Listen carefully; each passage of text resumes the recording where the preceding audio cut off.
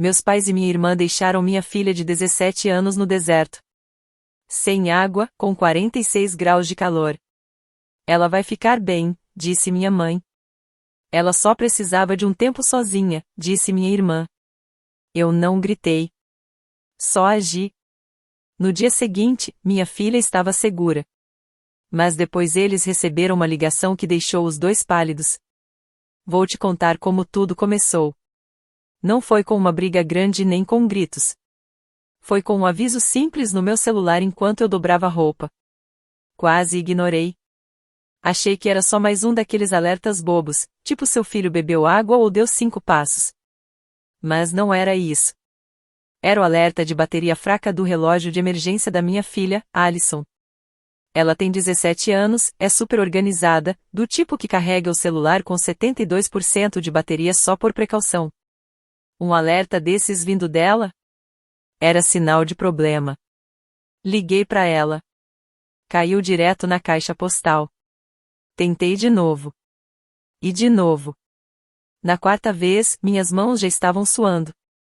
Alison tinha ido passar o fim de semana com meus pais e minha irmã Clary. Eles queriam levar os filhos para fazer trilha no Arizona. Os filhos da Clary, Mason e Chloe, também foram. Alison, por ser a mais velha, tinha hesitado. Ela nunca se deu bem com esse lado da família. Mas Clary mandou uma mensagem: vamos recomeçar. Só nós e as crianças. Minha mãe falou algo parecido: queremos conhecer melhor a Alison. Você precisa de um descanso, Rosabella. Quase disse não. Mas Alison me olhou e disse: e se dessa vez eles estiverem falando sério? Eu deixei. Agora, não conseguia falar com ela. E o relógio estava quase sem bateria. Comecei a mentir para mim mesma. Talvez esteja sem sinal. Talvez ela só tenha deixado o relógio no carro. Mas abri o GPS mesmo assim. E aí congelei por dentro. O ponto do mapa, o último sinal do relógio, estava longe de tudo. Nada de estrada, cidade ou casas por perto. Era uma trilha no meio do deserto, longe da rodovia, com areia vermelha, pedras e um calor que já estava em 46 graus ao meio-dia. Liguei para minha mãe. Ela atendeu rápido, como se já estivesse esperando. Ah, ela saiu um pouco sozinha, disse ela, como se não fosse nada. Ficou chateada e quis espaço. No deserto, no meio do dia. Clary entrou na chamada também. Ela está exagerando, Rosabella. Você sabe como ela é. Eu não disse nada. Só desliguei. Porque se continuasse ouvindo, eu ia dizer algo que depois me arrependeria. E não tinha tempo para briga. Abri o notebook, comprei a primeira passagem para Flagstaff. Depois, procurei um número antigo no meu celular. Não falávamos fazia anos, mas no passado passamos um verão fazendo trilha juntos. Ele era instrutor de sobrevivência na natureza. Eu, a mãe cansada que levava tudo na mochila. Ele atendeu depois de 2 toques. Preciso de você, eu disse. Ele não perguntou por quê, só perguntou onde. No aeroporto, mal lembro de passar pela segurança. Minhas mãos tremiam, mas minha mente estava firme. Era aquele tipo de foco que só aparece no pânico frio, direto, como no parto ou no divórcio. Um foco onde não dá tempo de sentir raiva. Você age. Você se move. Você sobrevive. Eu só conseguia ver a imagem da minha filha. A Alison com aquele chapéu de sol engraçado, a bolsinha da câmera, o protetor solar fator 70. Eu ajudei ela a arrumar tudo 2 dias antes.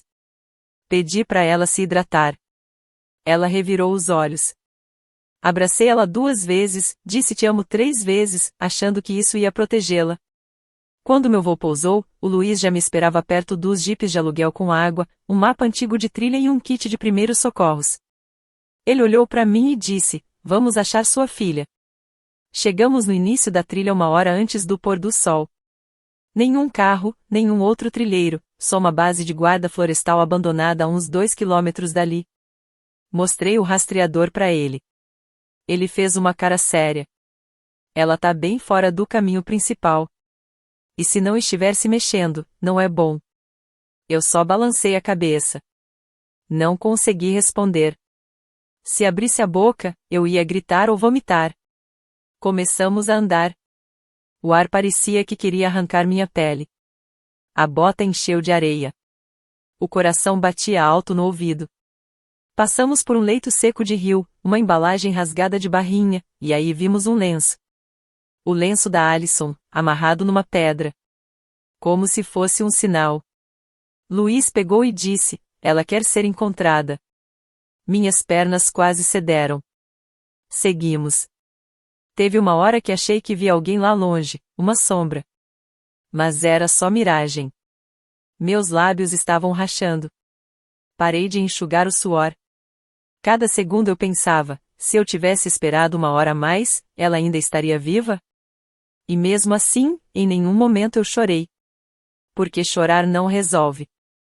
Se mover resolve. Encontramos uma garrafinha de água caída na areia. Luiz pegou e disse: ainda tá quente. Ela tá perto. Subimos uma pedra com o sol laranja atrás. E então eu vi um movimento debaixo de uma rocha. Algo encolhido. Corri antes do Luiz dizer qualquer coisa. E era ela. Alison. Com os olhos semiabertos, os lábios secos, a pele vermelha, ainda com aquele chapéu bobo. Viva! Quase. Caí de joelhos e abracei ela. O corpo dela estava quente como um forno. Ela sussurrou algo. Mal deu pra ouvir. O quê? Perguntei, limpando o rosto dela. Eles pegaram minha mochila, ela disse. De propósito. Eu não respondi. Ainda não. Porque o que ela disse depois quebrou algo dentro de mim. E essa parte da história ainda não foi contada. Deixa eu te contar uma coisa sobre minha família. A gente não briga abertamente. Isso seria sincero demais. A gente pratica uma crueldade educada. Aquela que diz amamos todos igualmente logo emenda com mas vamos falar da Clary. Clary, minha irmã mais nova, era queridinha, a falante, a brilhante. Ela podia reprovar numa matéria e ainda ganhava bolo por ter tentado. Uma vez eu tirei um A na escola e minha mãe perguntou se era porque eu estava distraída com meninos. Não foi algo violento ou escandaloso. E é isso que tornava tudo pior. Crescendo, a Clary podia ser bagunceira, dramática, criativa. Eu tinha que ser calma, prestativa e quieta. Quando Clary fazia birra no dia de ação de graças, ganhava banho quente e cabaninha de coberta. Quando eu chorava, diziam que eu estava estragando o clima. E eu acreditei neles. Por anos, achei que tinha algo errado comigo. Que eu era de mais ou de menos. Mas aí tive a Alison. E pela primeira vez alguém me olhou como se eu fosse o sol. Alison não era nem barulhenta nem tímida. Era esperta, observadora, até meio intimidadora. Com 5 anos já fazia perguntas difíceis e não sorria só porque mandavam. Ela me lembrava de mim, só que melhor. Meus pais nunca souberam lidar com ela. Tentavam agradar do jeito deles, davam canetas coloridas e blusas rosas. Ela usava moletons pretos e sabia de cor leis do estado, por precaução. Eles sorriam, fingiam que incluíam, até a vovó Rose aparecer. Minha avó Rose é o tipo de mulher que afia as próprias tesouras de jardim e ainda manda bilhete escrito à mão agradecendo. Tem 92 anos, e se mandasse um furacão esperar ela terminar o café da manhã, o furacão esperava. Ela se deu bem com a Alison logo de cara. Na segunda vez que se viram, disse, finalmente alguém nessa família que escuta. As duas ficaram próximas. Mais próximas do que qualquer um. Eu percebi, mas não interferi. Era a única vez que vi a Alison baixar a guarda de verdade. E a Rose viu nela algo que ninguém mais se deu ao trabalho de ver. Mês passado, Rose me chamou para um chá com biscoitos. Tinha o testamento dela na mesa. Metade de tudo que eu deixar vai para Alison, ela disse. O resto vai para os filhos da Clary. E não discute. Eu não discuti. Nem falei por um minuto. Eu não pedi isso. Nem a Alison. Mas eu sabia o que isso ia causar. E que ia ter confusão. Clary descobriu 4 dias depois. Nem me pergunta como. Minha família espalha segredo mais rápido que peneira em furacão. Ela me ligou gritando. Você tá de brincadeira? Gritou. São 3 filhos contra 1. E você acha isso justo? Eu disse, eu não escrevi o testamento. Foi a Rose. Mas você também não tentou impedir. Ela desligou na minha cara. Minha mãe ligou 1 hora depois. Você sabe que a Clary tá passando por um momento difícil, o trabalho, os filhos, o casamento. Eu respondi fria, eu não sou responsável pelo casamento dela. Ela só tá com medo da sua filha estar manipulando a Rose. Manipulando. Essa palavra. Alison, que passou a vida inteira lendo os rostos das pessoas para entender o que elas não falam. Alison, que diz tá tudo bem mesmo quando não tá, só pra não incomodar. Manipuladora? Que piada. Depois disso, tudo ficou mais gelado. Mas em silêncio, como sempre. Pararam de colocar a Alison nos grupos de mensagem. Um dos filhos da Clary fez aniversário. Postaram um monte de fotos. A Alison estava lá, mas não apareceu em nenhuma. Ela voltou para casa e perguntou, você acha que eles me odeiam? Eu disse que não. Mentira. Aí veio o convite do nada. Vamos levar as crianças pro Arizona, minha mãe disse no telefone. Uma viagenzinha para aproximar a família. Sem pressão. Só a Clary, os primos, a gente, e a Alison. Eu perguntei, por que agora? Minha mãe respondeu, ela é da família. Todo mundo devia tentar. Clary mandou uma mensagem para Alison, vamos recomeçar de verdade dessa vez. Alison ficou olhando pro celular por um bom tempo. Depois disse, e se dessa vez for diferente? Eu devia ter dito não. Mas eu também queria acreditar. Ajudei ela a arrumar a mala, fiz ela checar o carregador 3 vezes, o protetor solar, os lanches extras. Dei aquela palestra sobre beber bastante água. Ela revirou os olhos.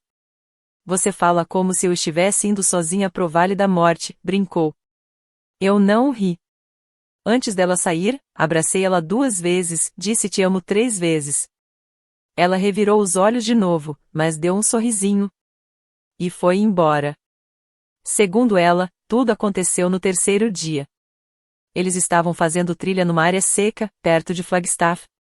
Clary disse, vai lá tirar umas fotos naquelas pedras. A gente espera aqui. E Alison foi. Caminhou com a câmera na mão, animada, confiando. Disse que virou para trás uns 10 minutos depois, e o carro tinha sumido. No começo, achou que eles tinham só dado a volta para encontrá-la do outro lado. Mas aí percebeu que a mochila dela também tinha sumido. Não a mochila leve, com o celular, o relógio e a água. A outra, a principal. A que tinha o carregador reserva, o GPS de emergência, a segunda garrafinha de água, o mapa, os documentos, tudo. Sumiu. Ela esperou por 2 horas. Depois disso, parou de esperar. Escreveu um bilhete, enfiou na meia, só por segurança. Meu nome é Alison. Minha família me deixou aqui. O número da minha mãe está na minha bolsa da câmera. Por favor, ligue para ela. Foi isso que ela me contou no hospital. Mas naquele momento, quando a encontrei desmaiada nos meus braços, ela disse outra coisa primeiro, eles pegaram minha mochila de propósito. E ali eu soube. Não foi distração. Não foi descuido. Foi plano. Um plano frio, cruel e feito com calma. Porque se algo acontecesse com a Alison, eles achavam que o testamento mudaria. Que o dinheiro iria para os filhos da Clary. Que tudo pareceria um acidente como se ela tivesse se perdido, não aguentado o calor. Eles subestimaram ela. Sempre subestimaram. E esqueceram quem criou ela. Eu não gritei. Nem liguei para eles. Mas abri a pasta no meu celular chamada Caso Aconteça, porque eu já estava guardando provas fazia tempo. Tem algo que parte o coração em ver seu filho dormindo num leito de hospital, mesmo quando o médico diz que ela vai ficar bem, mesmo quando a enfermeira sorri. Porque tudo que eu pensava, ali em pé com um café de máquina na mão e areia ainda presa na bota, era o quanto eles chegaram perto. O quanto eu quase perdi minha filha. E o quão tranquilos eles pareciam ao telefone quando perguntei onde ela estava. O médico disse que foi exaustão por calor e desidratação moderada. Não foi fatal. Dessa vez. Mas mais algumas horas, e podia ter sido. Já tinha afetado os rins. O coração dela estava no limite. Luiz sentou comigo no corredor enquanto passava um soro na veia da Alison.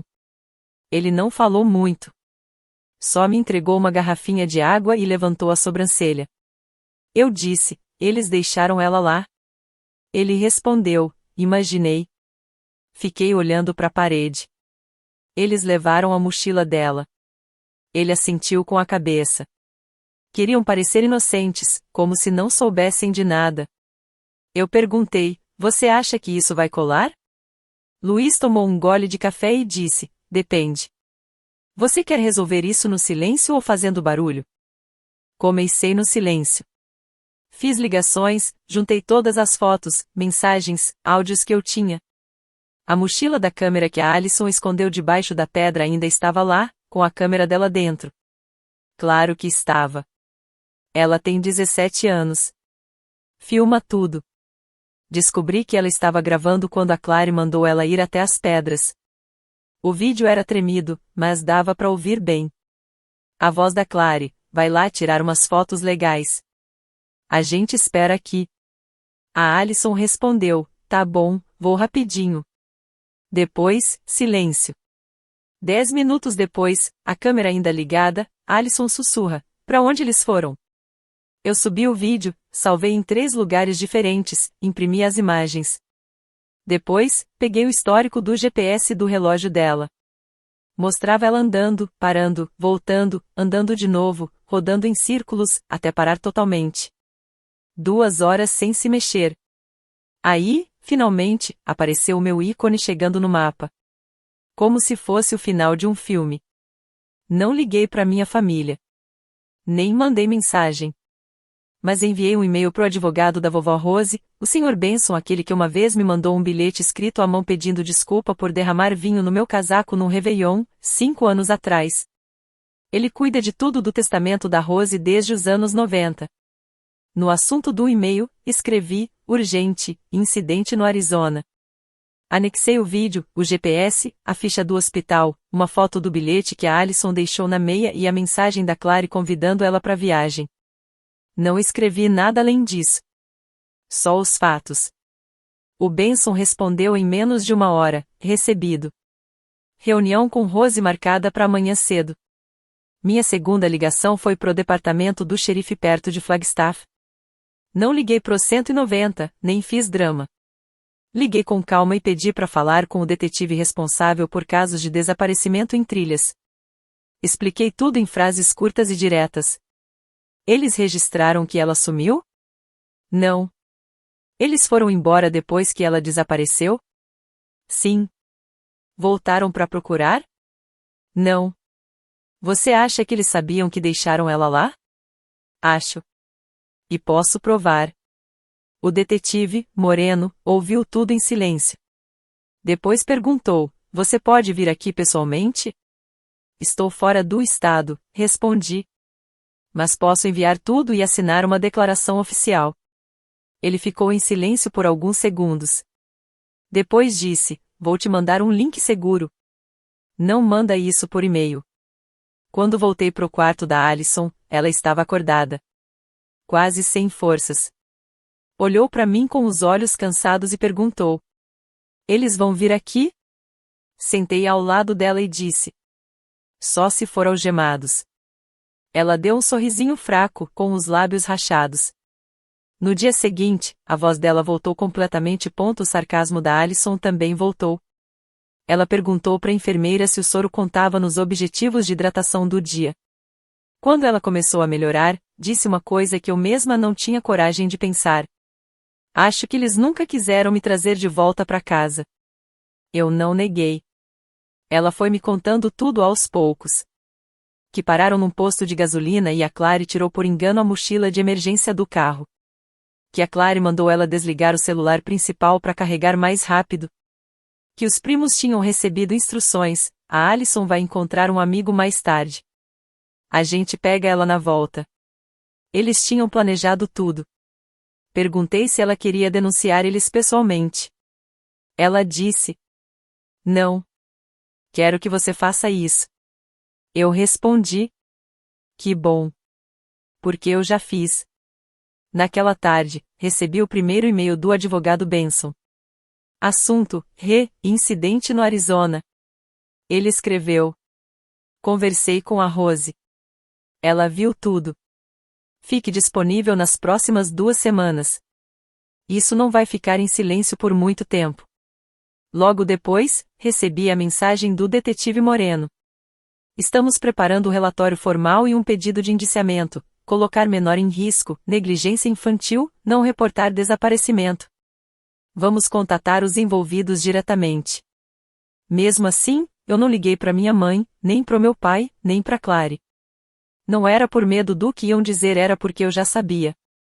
A Clary ia dizer que foi um mal-entendido, que a Alison se afastou sozinha e que eles esperaram.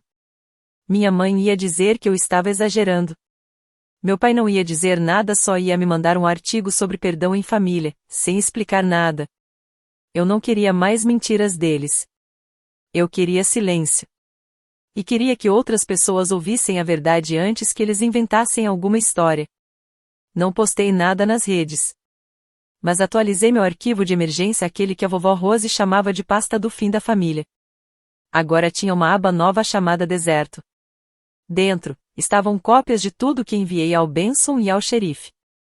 Um depoimento da Alison, os papéis do hospital, e uma frase escrita à mão por mim. Eles deixaram ela de propósito, porque ela estava atrapalhando. Na próxima vez que vi meus pais, eles não estavam sozinhos e não estavam sorrindo. Existe um tipo especial de silêncio em família, quando todo mundo está esperando para ver quem vai explodir primeiro. Foi nesse silêncio que entrei, num domingo à tarde, na casa da minha avó. O brunch já tinha começado quando eu e Alison chegamos. A mesa estava cheia. Clary sentada na ponta, séria demais. Meus pais, fingindo passar manteiga no pão, como se não tivessem deixado minha filha para morrer no deserto. E a vovó Rose, de pé perto da lareira, com a bengala numa mão e uma pilha de papéis na outra. Dava para ouvir o barulho dos talheres, mas ninguém comia de verdade. Todo mundo sabia o que aquilo era. Só não sabiam quão feio ia ficar. Nos sentamos na outra ponta da mesa. Eu não abracei ninguém. Nem sorri. Alison também não. Clary deu aquele sorriso falso, apertado. O tipo de sorriso que a gente dá em velório. Fingindo que não foi você quem causou tudo aquilo. A Clary se inclinou na mesa e sussurrou: Podemos conversar depois disso? Eu respondi: Com certeza não. Vovó Rose pigarreou. Todo mundo ficou em silêncio. Ela já tem mais de 90 anos, mas quando ela quer que uma sala fique quieta, ela consegue. Ela olhou para cada um como se estivesse calculando quanto valia o nosso ar. Depois falou, com calma: Obrigada a todos por virem. Tenho um anúncio sobre a minha herança. Na hora, o clima mudou. O rosto da Clary ficou tenso, como um elástico prestes a arrebentar. Minha mãe se ajeitou na cadeira. Meu pai parou de mastigar. Alison, firme, nem piscou. Vovó Rose continuou: Alguns de vocês me decepcionaram profundamente. Tentaram machucar o que eu amo para proteger o que acham que têm direito. Mas não vão conseguir. A Clary abriu a boca, mas minha mãe segurou o pulso dela como quem diz: Não piora as coisas. Rose levantou os papéis que estava segurando. A partir de agora, tudo o que eu tenho vai para uma só pessoa. Meu pai sussurrou: Alison, isso é loucura. Minha mãe parecia que tinha engolido uma agulha. E a Clary explodiu. Ela tá te manipulando. Gritou. Ela tem 17 anos. É instável. Foi para aquela trilha sozinha. Queria atenção. Ela quase morreu, eu disse. Ah, por favor, rosnou a Clary. Aposto que você mandou ela fingir isso. Você adora bancar a mártir. Você deixou ela sozinha no meio do deserto. Mas ela não era obrigada a ir. Você que convidou. Eu não achei que ela fosse aceitar, respondeu Clary. A sala inteira parou. Vovó Rose olhou direto para Clary, gelada. Então você admite que mentiu para ela? A boca da Clary abriu e fechou. Tentou falar, mas não saiu nada. Minha mãe desviou o olhar. Meu pai tomou um gole de água tão longo que parecia querer se afogar. Rose se aproximou. Eu vi todas as provas. Falei com meu advogado. E fiz a denúncia. O rosto da Clary caiu. O quê? O xerife vai entrar em contato com você esta semana. Talvez amanhã. Você não pode fazer isso. Gritou minha mãe. Ela é sua neta. Rose olhou para ela com nojo. E a Alison é minha bisneta. Ela tem mais de mim do que vocês duas juntas. Juro, se a casa pegasse fogo, ninguém ia se mexer. Aí a Clary se levantou e, claro, fez tudo piorar. Você sempre me odiou. Sempre quis que a Rosabella ganhasse. Rose levantou a sobrancelha.